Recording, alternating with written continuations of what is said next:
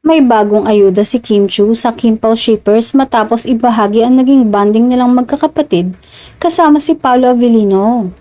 Sa kanyang Instagram post, nag-share ang kapamilya actress ng ilang larawan at video ng naging pagbabanding nilang siblings na nag-dinner sa isang restaurant.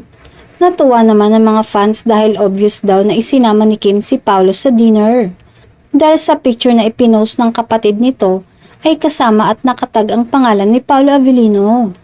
Wala sa picture kaya naman parang si Paolo ang kumuha ng picture sa kanila na palagi naman daw ginagawa ng aktor pag may mga ganap ang aktres. Kasama rin nila sa larawan ng sister ni Kim na si Twinkle.